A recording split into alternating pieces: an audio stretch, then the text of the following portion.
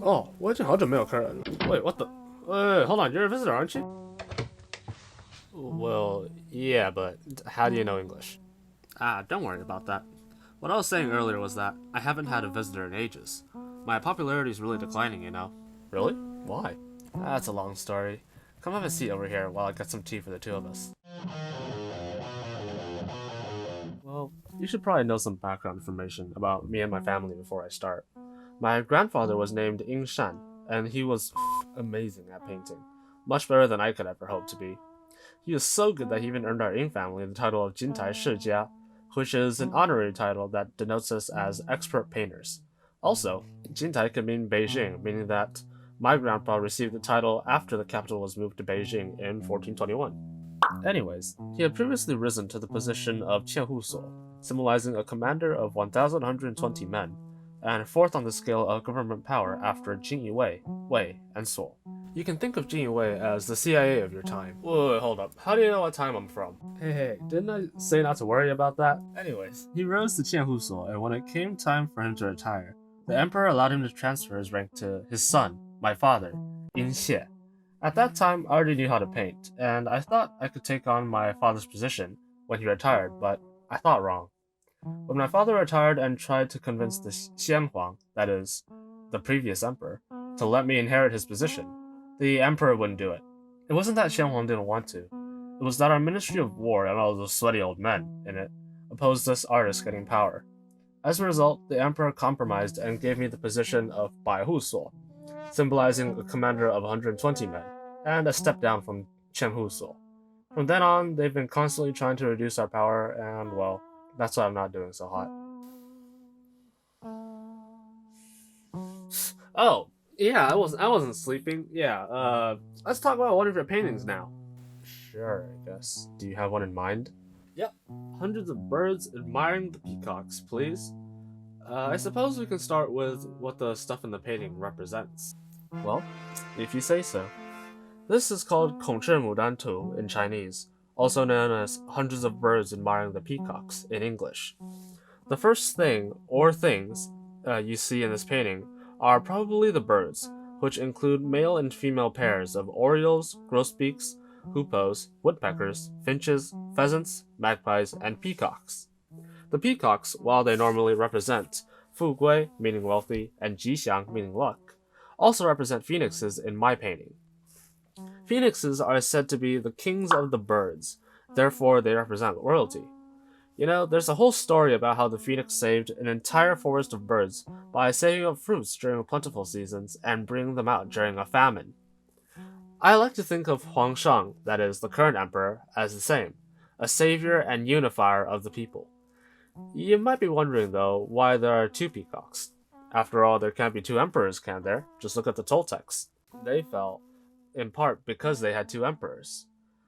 The peacock in the middle of the painting, with its feathers spread, is the emperor, and the peacock that is near the bottom of the painting is the empress.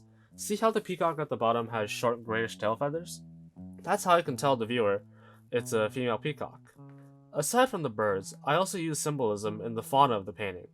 You'll notice the willows, the peonies, and the apricot trees in the background.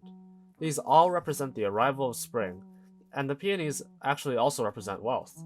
Just like the peacocks, who are seen as the king of birds, peonies are seen as the king of flowers. Wow, so the entire painting is a representation of wealth and the emperor's power? Exactly. And what kind of painting is this? This is a huaniao painting, literally meaning a flower bird painting. They're really popular right now, actually. If you look in the hallways, you'll probably see them everywhere. They were popularized back in the Song dynasty and are usually very realistic and bright, as characterized by a style of painting called gongqing huapai, or palace painting. That's actually a big reason why these paintings are so popular right now. They make much better decorations than the portraits the royal palace used to have. With flowerbird paintings, not only can the picture have much richer and more vivid colors, the picture also often depicts wealth and liveliness because it's so filled. Zhu Renzang, remember him? He was in chapter 12. Actually didn't like the elegance of Yuan dynasty paintings because of his poor upbringing before overthrowing the Mongols and instead like brush paintings where the skill of the artist is so obvious it would be impossible to miss. So where's the skill in your painting then? Impossible to miss, huh?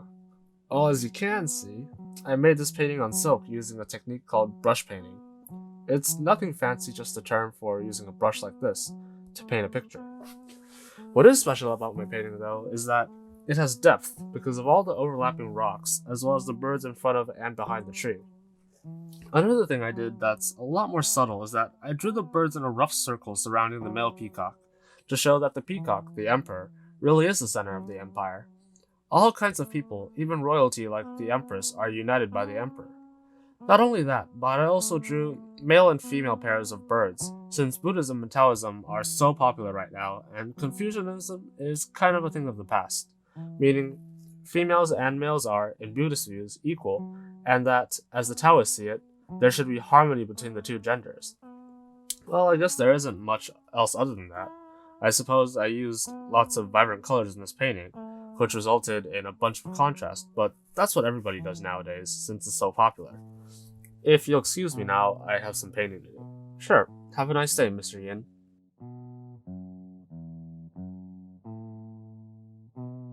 And with that, you now know the story of In Hong and his painting, Hundreds of Birds Admiring the Peacocks.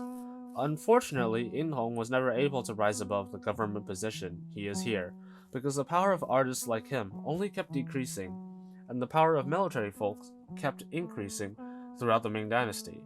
It's an interesting dynamic, this, for the three generations of the Yin family perfectly coincided with three stages of power of the Ming Dynasty's Department of Painting. Ying Shan was active during the beginning, Ying Xie during the peak, and Ying Hong during the decline. Eventually, eunuchs were even barred from protecting artists or their paintings, which makes it actually pretty lucky that hundreds of birds admiring the peacocks survived the centuries for us to see.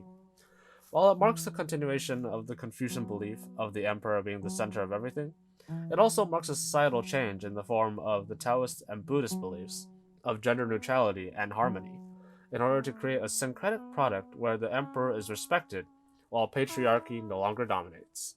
Thank you for watching.